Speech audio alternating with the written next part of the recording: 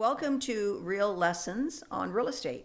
My special guest today is Kevin Flaherty from eXp Real Estate. Welcome, Kevin. Thanks for having me. My pleasure indeed. So before we get into some podcast chat, let's talk about Kevin. Tell me about Kevin. How long in the industry? I know you have a big name out there in the industry, very well known. So indeed, it's my pleasure to have you here today to share your expertise with all the people that'll be watching us. Tell me all about Kevin's real estate background. Yeah, so I got into real estate about 37 years ago, 1988, just a couple of years before you actually, and struggled back in. Well, actually, interestingly enough, when I got into real estate, it was a booming time. In the late 80s, things were great from a realtor perspective. We could make all kinds of money. I thought at the time, oh my God, I found my thing. I was a cocky young kid. I found my thing, and I was running around eating in fancy restaurants and, thought, this is easy. I got this figured out. And then, of course, 1990 hit. And basically, I went broke. I didn't have any clients. I was so young, I didn't have any sphere to talk about at that time. Felt like a failure. And then, back then, the company I was with, they don't exist anymore. They're called Royal City Realty in Orangeville. And they used to have us in, and they would sit in a circle kind of thing and tell us, you'd have to say what you were doing this week and what you'd accomplished and all that. And they don't do that anymore. But one of the things I noticed was, despite the hard times, some agents were doing well, just like now. And I decided that there was a turning point with my career, and I decided to become a real student of the masters, the people that were in the market, doing what I wanted to do at the time. And I went to everything I could think of, where one of those people were explaining how they're accomplishing what they were doing. Good plan. And I discovered things like direct response marketing and a lot of the fundamentals and basics. And essentially, we come up with a fancy name called modeling success. I call it, we just copied. Right? And the more I copied, the better I did. And maintaining that kind of philosophy, studying masters and copying, I went from the bottom of my company, started working my way up over time, Next thing you know, I'm top 50, top 10, then top 5, then top 3. I'm with a large company now. There's over 1,800 agents. And I went to, at that point, I went to number 1. When I left that company, there was over 1,800 agents. And I had been the number 1 top producer in that company for 10 straight years. Nobody could outsell me once. And that all came from copying the people that were being successful at the time. And so interestingly enough, I was thinking just recently, agents that got into the business certainly 5 years ago, that would actually be the most direct comparison to me when I got in, is they experienced amazing times. You had a heartbeat and a real estate license. You were doing transactions. You almost couldn't not do transactions. You have to be concentrating on how not to do transactions. Exactly. Right? So you're a great time. So, and then they're going through what we went through in the early 90s. So now they thought, just like I did, they have it all figured out. This was great, fantastic. Oh my God, you're making money. And now they're experiencing what I went through. They're also not, they're not seasoned enough as well. I deal with this daily, honestly, when I'm training at the Real Estate Rockstar Academy. They also don't have the knowledge behind them to even understand right now that it's 90 or 120 days to sell a home as opposed to 2 hours, 5 hours, 24 hours. Yeah. So they're not even aware of that almost being a normal market to seasoned agents like us. Yeah. When I started in 1990, the average timing on the market was 60 to 70 days. So this isn't that out of the ordinary for me.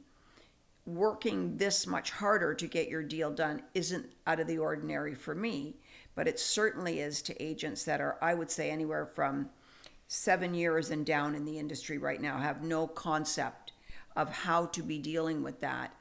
And right now they're feeling more like a failure than anything because they're not understanding why their inventory isn't moving and how to deal with those clients, which is the most important part.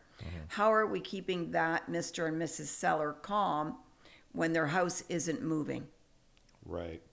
So yeah, you nailed it. So normal over the course of our career is more than half the listings will not sell during the currency of the listing. That's not bad. That's called normal. And when it's finally priced right, it'll take on average 2 months to sell. Once you price it right, right? And that's just called normal. And that's so vastly different from what they've been experiencing Of course. that they don't even know how to adapt. And they certainly don't have the skills required. The skills required start with being honest with the sellers about what the value of their home is. Correct. Understanding the market conditions in their area, understanding what trajectory are we on with respect to values, right?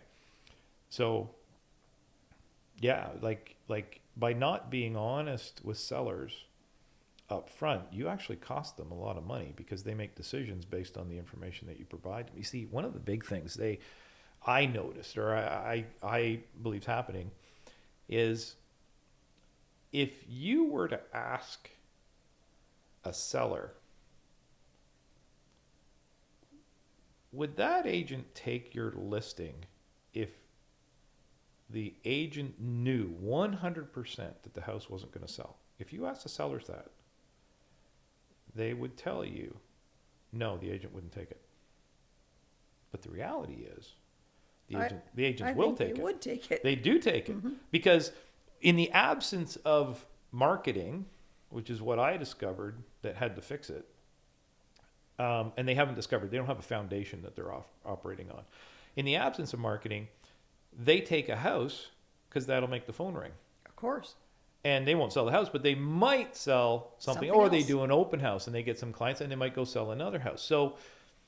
So sellers don't understand that agents will take 10 listings all day long that they know will never sell. I agree with you completely. And so when the seller, so that belief of the sellers, well, the agent wouldn't take it unless they thought they could sell it. So even just taking the listing misleads the seller. And the seller doesn't really have an accurate view of the agent's real motivations in taking an overpriced listing. You and I, however, like I've walked away from more listings than I've taken this year. And because you and I understand, one, we hurt the seller if we're not honest with them and tell them what's happening. We hurt the seller if we don't know what's happening. But if we have an accurate understanding of where values are and where they're heading, and we accurately counsel the seller, well, even if they price a little bit, what I've seen, and you saw it a lot of the times in declining markets, the mistake is thinking real estate over time always goes up, and we can't refute that, but it doesn't always go up. It goes up over time, right? Correct. If you look at the trajectory. But in there, we have declining markets, and we've been in them. And what we see is how we cost sellers money when we're not honest with them is if market value's here, or if market value's here and you price here, and market value's declining, then you get a price reduction, and it keeps going down, and you never catch it. No, you're never aligning Right? the price correctly. Even if you price at market value, you better sell right away because it won't be long before you're overpriced again. Or put another way,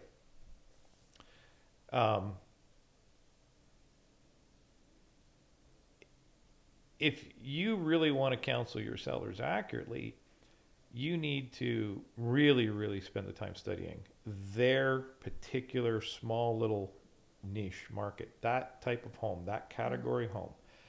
And if you're not priced to be the next one to sell in that area in that category. Well, I just did this. I went through this just recently with a seller. And I explained to them there was one sale in the last 2 months in this category, in this price range. You've got like 10 competitors here. Mm-hmm. If you're not the next one to sell, who knows when you'll sell? Mm-hmm. Because there might only be one in this category that sells in the next 2 months. Correct. And if you're not priced to be that one, guess what? You're not selling. Mm-hmm. So that's accurate information. Like the report was like this thick. I sat down with them for a long time, and they understood it at the end. But you're going to have to say, this idea of going in and just kind of give them their number, like you need to make them understand where they're at. And when you explain it in that manner,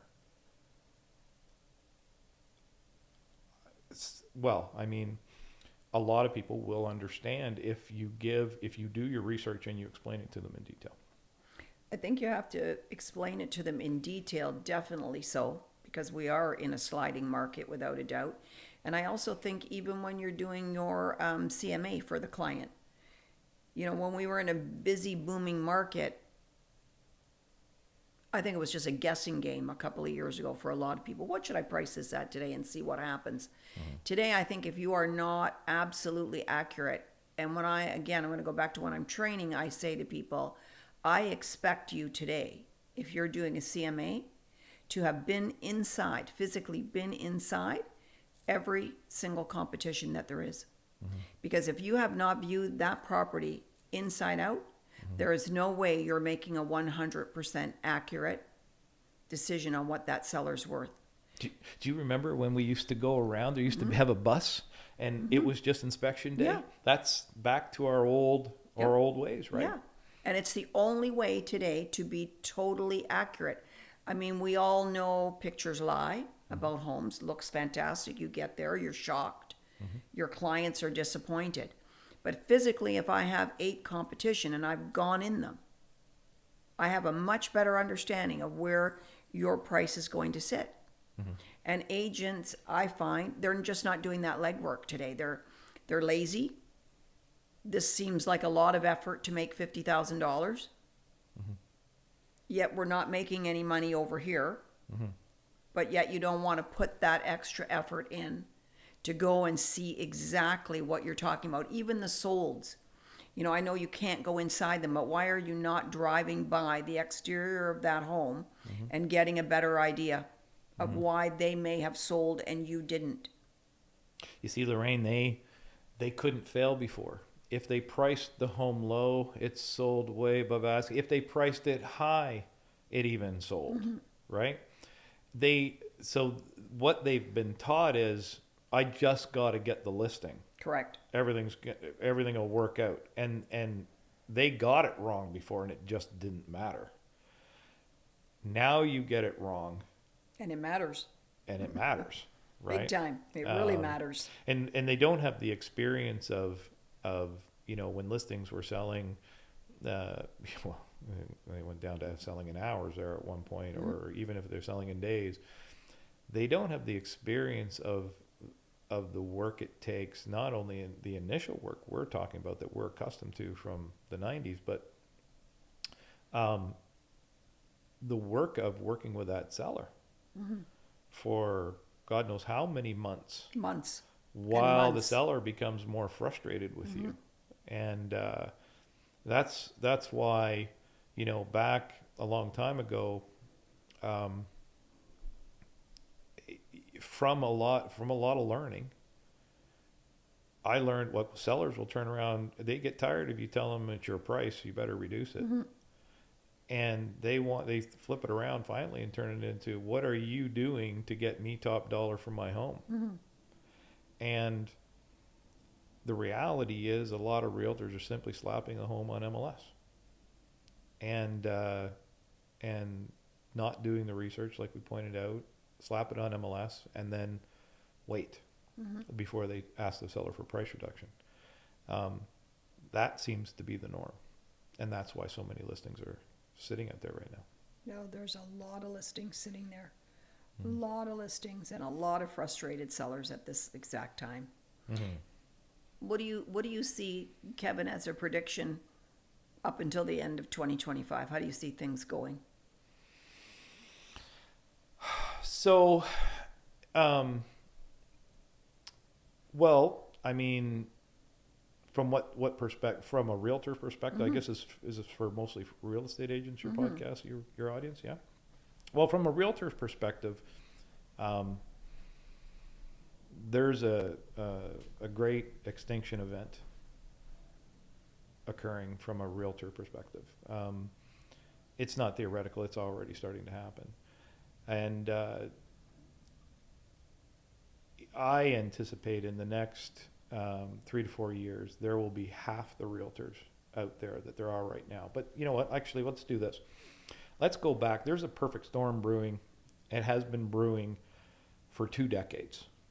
Nobody really noticed it starting 2 decades ago. But if you look back if we go back at the beginning and understand what started happening, in the mid 2000s,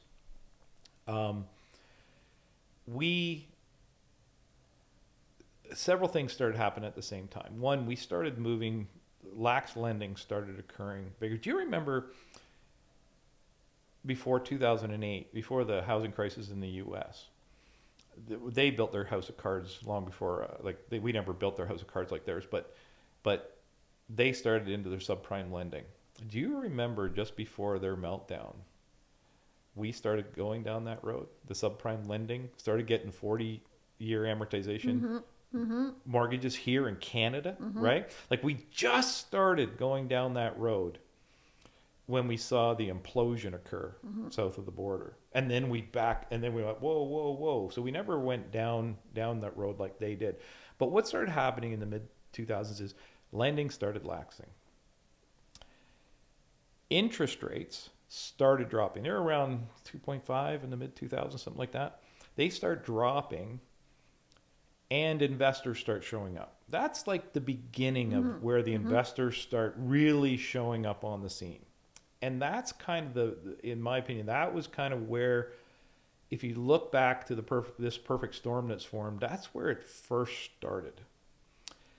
And then those trends just continue. Interest rates start going lower, more investors start showing up on the scene, and we start moving into a scenario where the number of agents start increasing. Not to where we're at now, but now number of agents are increasing. And this trend continues in March 2020, we know, fast forward, we know what happens in March 2020. The pandemic hits, retailers closing their doors, small business closing their doors. That was kind of, certainly unprecedented in our lifetimes.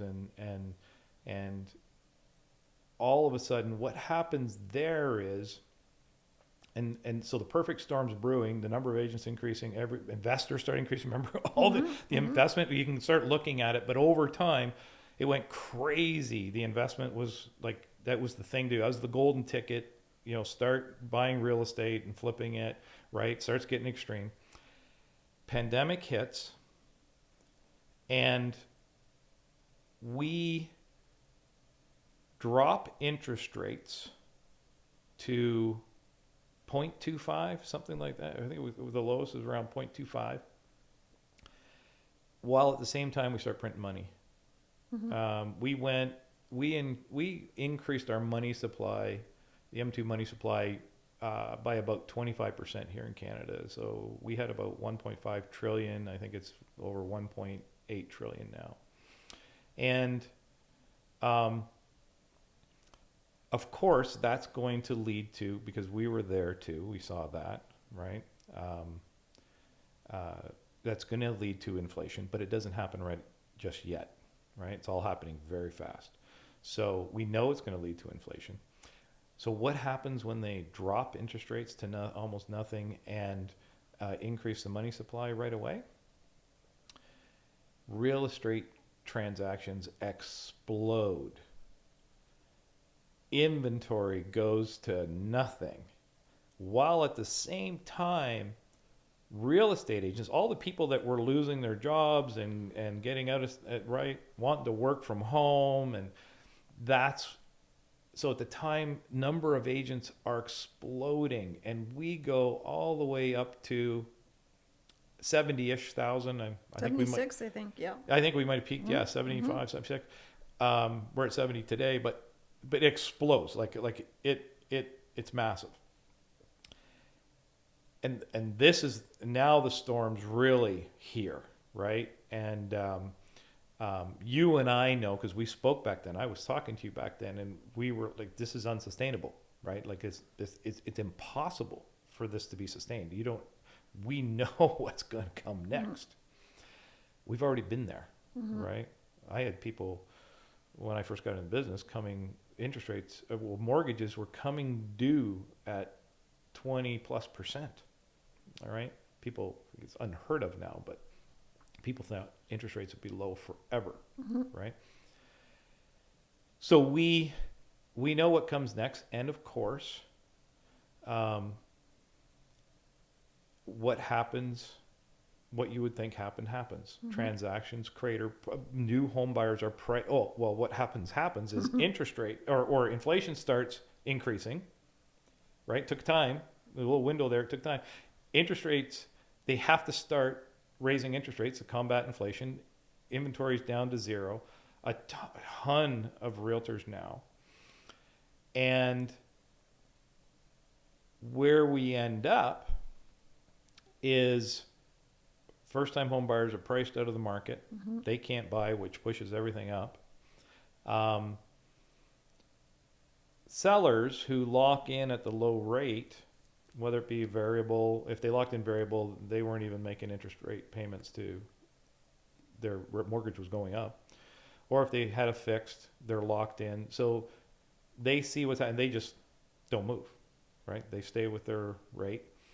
So first-time home buyers priced out of the market, people just electing not to move, interest rates going up, values are still high from the push. And now we have, today, I think we have 70,000 agents in the Toronto Real Estate Board. So let this next bit sink in for a sec. We have 70,000 agents in the Toronto Real Estate Board. In the mid-1990s, we had roughly 15,000, something like that, in the Toronto Real Estate Board. Transactions are now back to the mid-1990s. The number of transactions are back to the mid-1990s. Essentially, you could look at it and go, our transactions in Canada, or I'm talking about South Central Ontario or Ontario, but would support 15,000 agents, and we have 70,000, right? Like, that is real estate Armageddon. But there's a big upside to this, a tremendous opportunity. So, like I said, over the next few years, 3-4 years, I think real estate agents' numbers will be cut in half. But what's actually also happening, so transactions have been suppressed for close to 2.5 years now. But what happens when transactions are suppressed is people still get married, they still get divorced, they still have kids, they still get a job transfer, they Somebody passes away. They die, right? All that life stuff is still occurring. And you cannot suppress transactions with our numbers in the GTA. You cannot suppress transactions like this and not have an enormous pent-up demand for transactions to occur. And I believe what's going to happen is when agent numbers go in half, this releases will be the biggest opportunity in real estate, bigger than when the pandemic hit. The biggest, because it won't be based on something that's temporary. It will be epic the number of transactions versus the number of realtors that will Mm-hmm. remain, it'll be a tremendous opportunity for the realtors that survive what's occurring right now. Why do you think today, Kevin, other than just experienced agents, if I'm looking at the hot sheets, I see names of people that I don't know who they are in the industry. Why are some of us, I don't want to use the word surviving, but some of us are doing some amount of transactions. Yet if I look at Treb stats, the amount of people with zero transactions is absolutely astonishing. Like, it's astonishing. You're paying thousands of dollars a year now to carry a license, Yeah. very expensive to do so, yet there are zero transactions. Yeah. So things just got more expensive, and a lot of realtors were all outraged and everything with the insurance fees that occurred with AREA. And I told agents, I said, welcome it, because the more expensive it is to remain in this industry, the less agents there's going to be. And right, like, I don't know the exact numbers. I would estimate that in 2024, 75% of agents didn't do one transaction. Well, it's a bigger number than that, actually. Yeah, I don't have that information, but wouldn't be surprised. In fact, in general, even in the good times, most agents don't, like, probably. And I know in my former company, when I looked at things, even 2015 to 2019, that kind of thing, 60% of the agents weren't doing a transaction. And so I don't doubt that it's a lot worse right now. The next 30% of agents only did 1 to 3 transactions. This is a sampling of about 1,800 agents Right. in the GTA that I looked at that time. So 60% weren't doing any. 1 to 3 were only doing, or the next 30% were only doing 1 to 3 transactions. So the remainder was done by 10% of the agents, right? And I never dissected, when I looked at this, I never got into that 10%, but I would suspect the top 5% was the majority of that. So that's kind of, it's gotten worse, I'm sure, and I haven't looked at the details, but I don't have to look at the details to know the number of transactions would support 15,000 agents out there, and there's 70. So that's when I talk about a mass extinction event occurring at the same time demand is being pent up, which creates the biggest opportunity that I think wherever we will have ever seen, if you have your real estate license, and survive. And survive, the big question. You're right, and survive. I mean, going back, to when you and I started in real estate, it was just such a scheduled event. When I got a client, first time buyer, I sold them a nice little townhome, and then 2-3 years into a semi into a little detach, and you were probably doing 7 to 10 transactions in your career with that one person. And we've eliminated today, I'm going to talk about starting at the pandemic time. Everybody just went out and bought the most expensive home that they could find. And we just eliminated all of the other sales that went along with that. And I foresee, this is the first time in years, I'm going to say in a lot of years, that I see power of sale. Yep. Starting. And defaults are increasing, and they're coming onto the market. And we learned to live in that environment with power of sales. Exactly. In the 90s. I talk to students in my class now about, back in the 90s, everybody did a VTB, and they just look at me like a deer in the headlights, like I don't even know what you're talking about. That's because, and I suspect those times are going to come back. I do too. They don't understand vendor take back, because that's how we got a lot of transactions put together, because you couldn't put the 100%. transaction together unless you did that. Exactly. Right? And there's and what happens is experienced agents will identify the options. So some people don't have the option of giving a vendor take back, but when we see those options, experienced agents like yourself will go, hey, we got options here. You got equity that you don't have to have out, right? And as a result, we can offer a vendor take back to help get the transaction done. Exactly. Yeah. I think a lot of people are going to get lost. A lot of agents are going to get lost with that as well, because it's just, they just don't have any concept of what that's about. They just got in exactly the way that you said. They got in the great times, made a lot of money, and they think that this is how real estate actually really works. Yeah. Not upgrading their skills, not looking to better their knowledge, which I think is another problem. Just before you came to the podcast today, I was filming a little clip on how agents today need to understand that we have gone from a transactional business to a business where if you're not personal with those people, they're not going to be your clients anymore. It's no longer a numbers game, even though numbers always have some play in the background. Of course, the more transactions we do, the more money we're making. But I find that clients are so much more savvy. You know, they're looking at a 2-3 dozen homes before they're even calling you online. They know more about the areas than most agents do. And if you don't start having a real personal relationship with those people, building something with those people, again, you're going to limit yourself from what could be 5 transactions just to that one. So, what has happened up until recently is Wall Street has been trying to disrupt our industry. And they've thrown billions and billions of dollars at trying to remove the realtor from the equation. And what they discovered, what in logistics they refer to it as the last mile problem. You know, they can get all of, you know, the package and get to the warehouse and get it, but getting from that local area out to the final customer being the last mile problem. And in logistics, you see all these drones starting to figure out the last mile problem, dropping a package off to a drone. But in real estate, the last mile problem is the agent, and they couldn't eliminate the agent.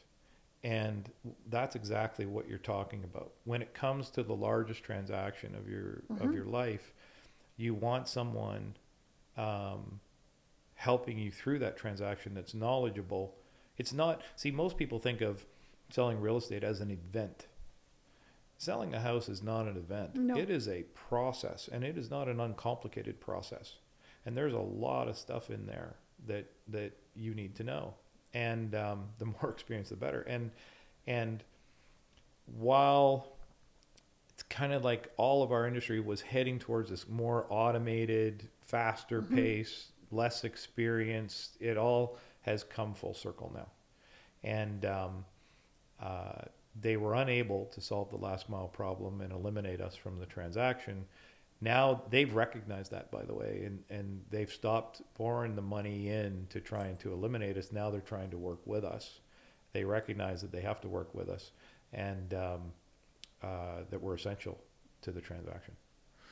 I think that's correct as well. And I see a lot of agents losing that credibility with the client as well, because when you talk about the automation part, there's no more personal contact. Everybody just wants to text you. Right. Why are you not picking up the phone when you're dealing with $2 million of somebody's money? I'm not saying you have to pick up the phone at every single thing you need to say. There are some things, of course, that can be said by text, but I think that seller needs to hear from you, needs to hear your voice, needs to see you at their kitchen table, or at least be on the phone to guide them through what's going on today, and keep them, I use the word calm because a lot of them just don't understand what's happening out there. And all of the texting just eliminates any personal contact with somebody. Yeah, so there's kind of, I see this, there's kind of 2 areas as that relates to us. There's the how you're working with the client, as you're pointing out, and which fully agree, you have to pick up the phone and talk to them, especially have the critical conversations with them. Realtors, I see happening is they just don't even want to have the conversation with them, because they know the conversation that they have to have, and they don't want to have it. You need to lower your price, and they don't want to have that conversation because probably their counsel was flawed to begin with. If you were telling them properly and you still elected to take the listing, it should be easy. It's a I told you so conversation as opposed to I was wrong conversation. But the other aspect is lead generation. So people in general. So just to give you some background on this, so for 15 years, one of the things I identified in well, I didn't identify it, or I copied, or however you want. I learned was that speed to lead was critical. An MIT study points out that if getting back to a lead within 5 minutes versus 30 minutes, I believe it's you increase in the first 5 minutes the chance of contacting the lead by 106 times, and you increase the chance of converting the lead by like 24 times in the first 5 minutes versus 30 minutes. Actually, if you look at the MIT study, I mean, don't do this, but you would conclude if you didn't get back to a lead in the first 5 minutes, you may as well not get back to them. And the reality of that, now I'm using a very general term, is get back to the lead. So what in 15 years ago ish, I actually ended up employing 3 full-time agents. So I grew a large team. I think I had about 27 on my team at its peak, and 3 people were inside sales agents, fully licensed realtors. They aren't at liberty to sell a home. They had one job. They worked shift work 7 days a week, night and day. And their one job was to respond to leads. Particularly, their prime directive was, you will respond to leads within 5 minutes. And then there was a bunch of other things they did. They nurtured leads and everything else. But that was the answer back then, which allowed me to actually come up with so many appointments. We didn't give out leads on our team. We gave out actual appointments. And that allowed me to give out so many appointments that, it was a great time. And that was just one of, you had to learn how to generate the leads first. And then the second aspect was you had to be able to respond to them. Today, so when we talk about the mass extinction event and what's coming, realtors that build a foundation of knowing lead generation and automating the response. So what I'm talking about is people aren't picking up the phone near as much as they used to. So in lead generation, we need text messaging. We need automated AI text messaging to help nurture leads. It takes pressure off of the agent. So the agents that are going to be successful, the ones that are going to be the most successful in the boom that's to come, will be the ones who automate, using AI, automate the process, all their processes, in fact, right from lead generation to lead nurturing to handling the transaction. And because so much will come at us so fast, it'll be how much can you do? And if you can only do, one transaction at a time, and you're swamped, or you can only handle so many listings, or you're swamped because of your processes, you will do well, but you won't do as well. I'll give you an example. Even in the good times, the really hot times, okay, 18, 19, right? It hasn't gone crazy yet, but these are the good times in real estate. I was coaching for a large coaching firm at the time while I was in production, and I could see all this. People would make almost exactly the same amount of money every year.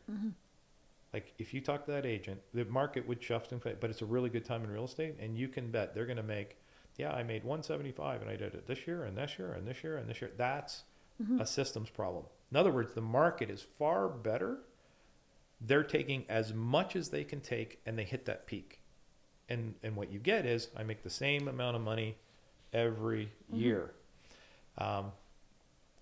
So in the boom time that is to come, agents will either kind of cap out and make, good living, or they'll be able to take full advantage and do more with automation. The more you can automate your processes now, and the top agents right now that will be the top agents in the future are working on automating their systems. So right now, like AI is crazy. We actually train. So I had some tech guys come to me with some technology, and they were saying, "Here's an AI can answer," and they demo it. And like, I would never have AI answer the phone in a million years. And what I realized was, wait a minute. Like after they left, I went, "I never do that." I went, "You can't teach an AI to do something you can't do." And I had trained over 15 years with 3 inside sales agents. I probably went through a couple of dozen. Like it was a big part of the business. Like, that's the most difficult position to hire for and train for. And I had trained, and we had very specific process on what to say and do to nurture a lead. And I had trained a lot of inside sales agents. So I learned to train an AI. And I went and trained the AI the way I would train an inside sales agent. Okay. And I called it. Even the first version, I've gone through a number of versions now, and I was completely blown away at the result.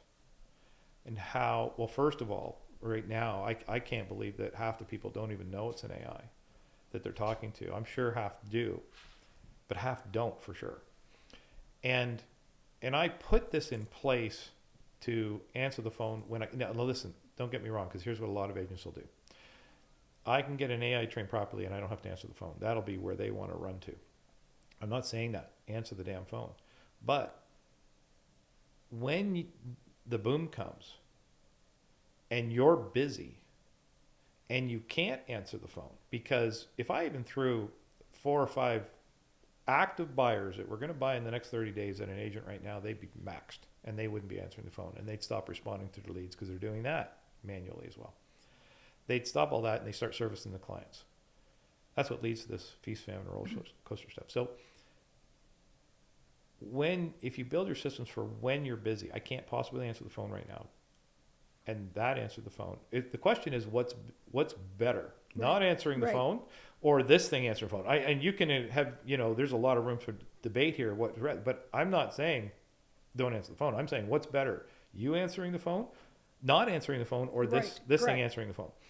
But the next step is in our IDX systems, the systems that where you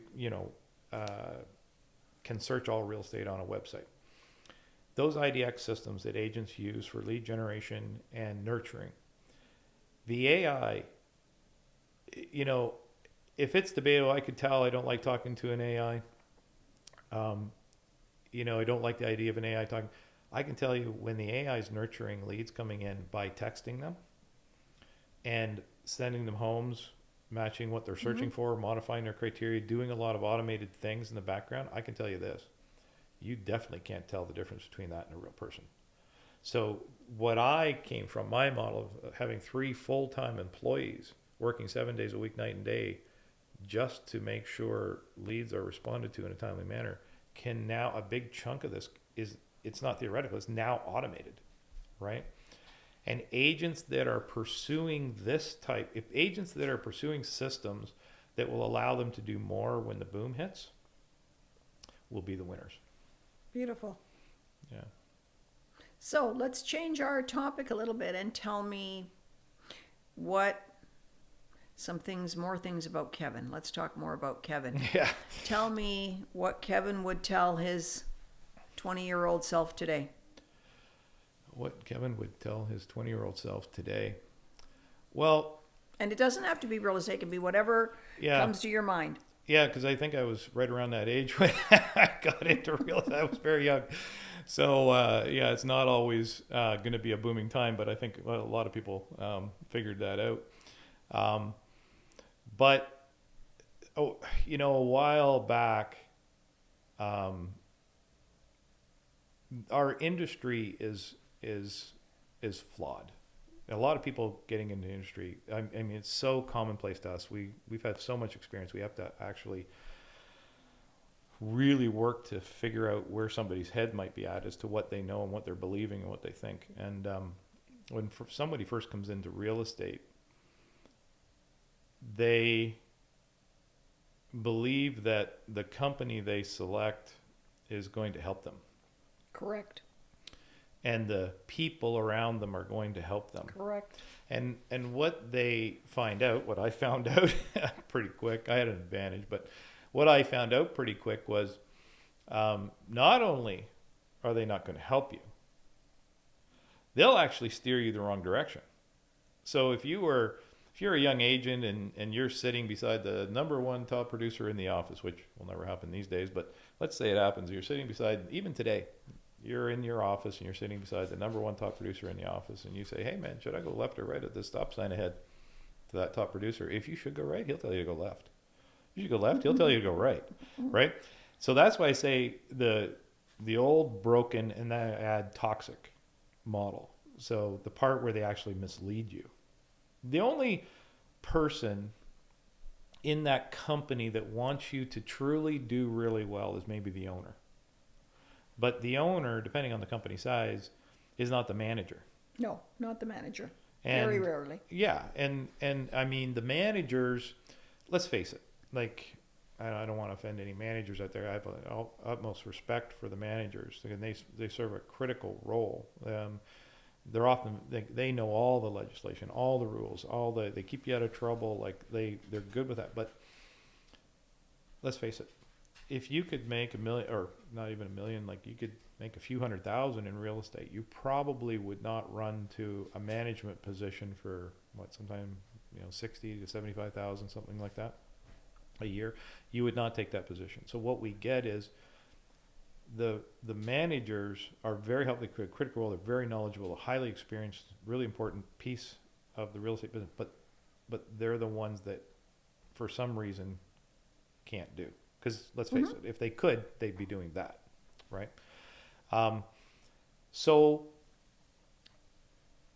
you get the person that can't do teaching on, like they're critical for helping you through the transaction, but how to do a lot of transactions probably escapes them.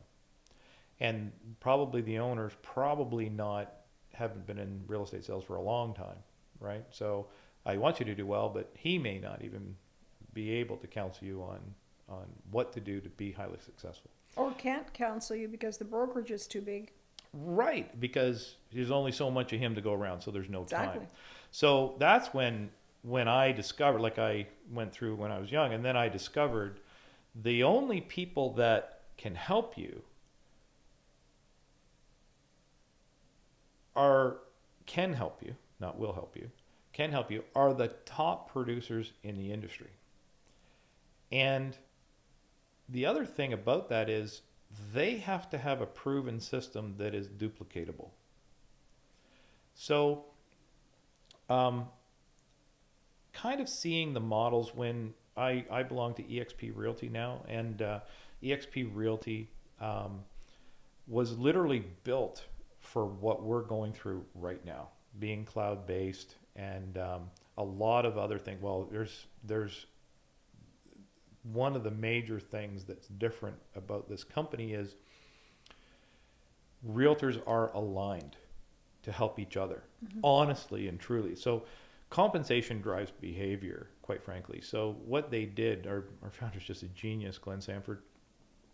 He created a model where the agents are the owners of the company. Correct.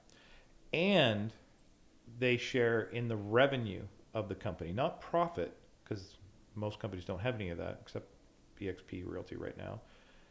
But they share in the revenue. And it's significant. This is a multi-billion-dollar publicly traded monster.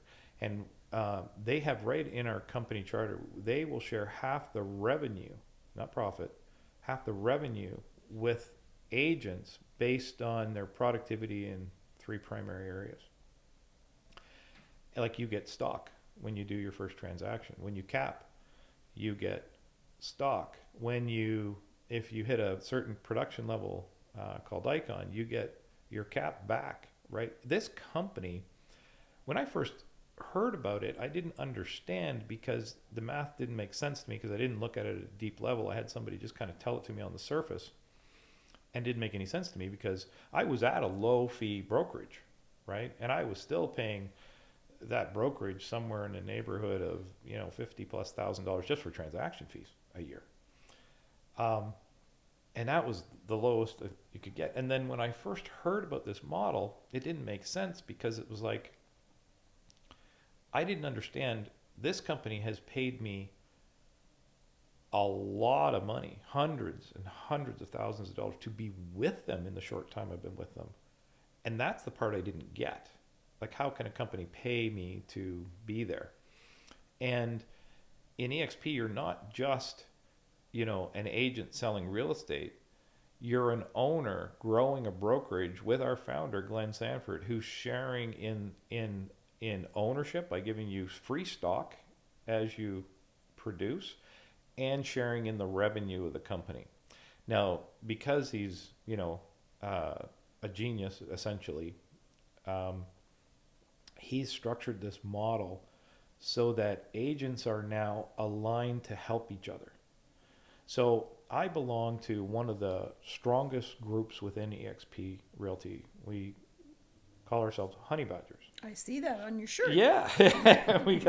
I'm getting ready for a trade show down at Realty Quest, though. Oh, okay. We've got a booth down there, so our team's going to have uniforms on, and we've got a nice booth. But so come and visit me at Realty Quest if this podcast's out there before that. It's coming up in mid-May. But our group is basically one of the largest. Because of the great extinction event, we've lost a few now, and I'm not even sure the numbers, but we were at the 13,000 agents. And quite frankly, in my opinion, the most successful group within eXp. And our group within eXp literally lays awake at night thinking, how can we help agents in our group? Like it's that extreme. Being owners and collecting in revenue share, that's what we lay awake at night. And a lot of us, some of us at the very top of our group, we're coaches. And we realize this: the thing that holds agents back is implementation, tech overwhelm. Mm-hmm. And there was only one way to solve it. And we came up with something that I still can't believe it. We first formulated the problem. Tech overwhelm, they can't implement. Even coaching, I used to be a coach for a large company. We would coach. Even the most expensive coaches out there don't do things for you. They guide you on where to go next. Mm-hmm. Mm-hmm. Live that. But we know that a lot of people, even with the guidance, can't implement. It could, for a variety of reasons. Could be tech overwhelm's a big one. So we built a $50,000 a month marketing and implementation team. A month. $50,000 a month. And this team wasn't just thrown together. This team has been doing what they do for decades. They have decades of experience implementing for agents. And in fact, this team trained the number one person on YouTube for organic lead generation on YouTube in the world, was trained by this team. So we put this team together. And if you partner, there's a number of people at the top of Honey Badgers that pay for this team per month. And if you partner with one of us, you get the marketing and implementation team doing it for you. So tell me, what does that mean, doing it for you? Like, what are they doing for me? So, for example, you know, the first thing, we have to do the right things in the right order. And a lot of realtors don't do that. They're all over the ice with respect to what they do. Like I had a lady who spoke to me, you know, about a month ago. She called me up and she was new agent. She'd spent $20,000 on branding. Mm-hmm. Some company grabbed her for $20,000 for branding, like completely wrong order. Wrong. It hadn't done anything for her, right? So the first thing we have to do is we have to get leads coming into them. that match their skill sets and what they want to accomplish, right? We all like doing different things. We also have skill sets that service to, personally, I don't, I'll work with first-time home buyers. That's not my favorite. There's luxury, there's working with old, move up people, move down people, there's first-time construction, like whatever it is you want to do, that has to be an analyst, and what you're capable of providing, what skill sets do you bring to the table for that group? And then it has to match to your marketplace. So there's analysis done on what do you want and what's happening in your marketplace. And when we connect that, we actually go in and build out the lead generation funnels for you. And what we're seeing is, like, we've been doing this since mid-January now, and it is unbelievable, the results. We're getting $3, $3.50 high quality, good leads. We're building the systems for them to help them automate, and that they don't even know exist. And the result is staggering. It's actually even shocking to me how well this is working. But that's we have to get them an oil well pumping that's going to drive new business to them on a regular basis. Most agents, their business is confined to their sphere, and their sphere is, quite frankly, inconsistent and unpredictable as to when that's what leads to that feast, famine roller coaster.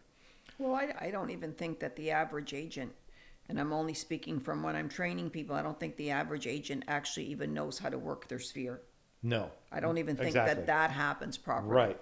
And I think what you're saying to me right now about the tech problem is way more massive than people understand. I know even, Matthew, my son works for me. There's things, you could be talking to me. It's like, I'm the one that's the deer in the headlights. I am not tech savvy in any way. And if somebody doesn't fix that for me, it's not going to happen. Well, when we talk about milestone number one, we have to get them business coming in, or they're not going to survive for anything else. So we have to be very intentional about getting them a stream of business that's not their sphere coming into them. Like an oil, we have to build an oil well. And having done this for a long time, listen, there are a lot of things that can go wrong at that phase. What to target, what leads matching their marketplace and them, what to target. Then we build out the proper funnels to match that avatar. We launch the funnels for them, and if advertising to generate leads, there's so many small moving parts. You get one little thing wrong, and your cost per lead is going to skyrocket. You think you're doing it, and you're going, these leads are $15 each or $30 each, right? And God forbid you're paying for leads who are, skimming your budget, and it's just the same old thing that they crank out to everybody. So we're talking about a customized approach, custom built.